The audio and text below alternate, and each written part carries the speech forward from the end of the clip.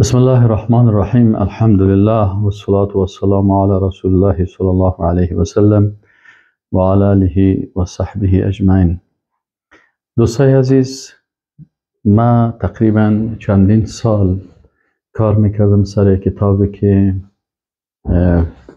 عقیده توحید در روشنایی قرآن و سنت، یعنی خواستیم که امی کتاب ما تعلیف بکنم و الحمدلله فعلا یک کتاب در 3 جلد تکمیل شد و آماده ازی هست که این کتاب برای دوستای عزیز تقدیم بکنم.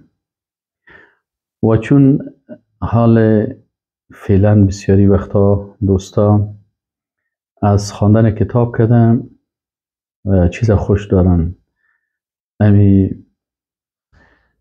درسایی که به شکل تصویری و به شکل صوتی برشان داده شود. به این خاطر من خواستم که چیزی که در این کتاب هست اما فشرده و خلاصه زوره برای دوستای عزیز چی کنم در به شکل درست و منظم ثبت بکنم. این درس ما و شما درس مقدماتی هست. امام مسلم رضی الله عنه روایت میکنه عن ابي هريرة رضي الله عنه ان رسول الله صلى الله عليه وسلم قال، میگه رسول الله صلی الله علیه و سلم فرمود. ابو هریره رضی الله عنه روایت میکنه که رسول الله صلی الله علیه و سلم فرمود که بادروا بالاعمال الصالحه، شما به اعمال نیک مبادرت کنید. فستكون فتن كقطع الليل المظلم، اقدر فتنه ها زیاد میشن مثل پارچه های شب تاریک. یعنی مثل که شما در یک دشت روان هستین، در موترتان نشستین، دشت یک تکه چقوری ها هست، درخت ها هست، بالاخره موترم پنچر شده و بالاخره تاریکی هم زیاد شده. در این حالت شما تصور بکنید که هر طرف پایتان نمیمانید در یک چقوری انسان مفته. هر طرف که میری، این طرف هم میری یک چقوری است، اون طرف هم میری یک چقوری هست. رسول الله صلی الله علیه و سلم میگه که اینم تو حالت سر امت اسلام میایه.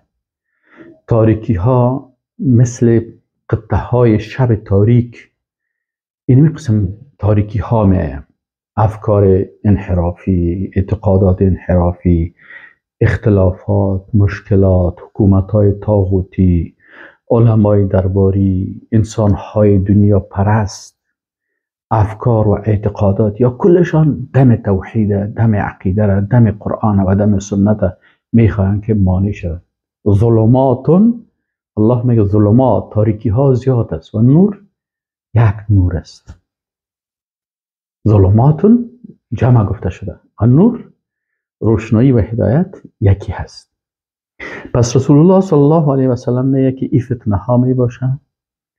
این فتنه ها می باشه که یصبح الرجل مؤمنا و یمسی کافرا، یک نفر صبح مسلمان می باشه و شام کافر میشه. و یمسی مؤمنا، شب مسلمان است، نماز میخونه، عبادت میکنه، و یصبح کافرا، صبح کافر میشه. چرا؟ وقتی که افکار از اعتقادات است، یک برنامه رو در یک تلویزیون میبینه که یک کافر، یک مرتد، یک انسان طاغوت صفت ای درس میده، فوراً انسان به این متاثر میشه. یمسی مؤمنا و یصبح کافرا. رسول الله صلی الله علیه و سلم میگه علت از کل از بدبختی ها چی است؟ یبیع دینه بعرض من الدنیا. چرا انسان ها کافر میشن؟ به یک متاع دنیوی دین خدا میفروشن. متاع دنیوی چی است؟ یک کسی برش یک چوکی وعده میکنه، یک کسی برش یک سرمایه یا مال یا پول، دلار یورو برش وعده میکنه، یک کسی مثلا برش شهوت ها را پیش میکنه. بعضی یعنی کل عرض دنیا که این متاع ناچیز دنیایی که است، به خاطر از دین خدا میفروشه. خوب دیندار میباشه، یک مرتبه چی میشه؟ ای کافر میشه. از این خاطر فهمیدن عقیده بسیار مهم است. و السلام علیکم و رحمت الله و برکاته.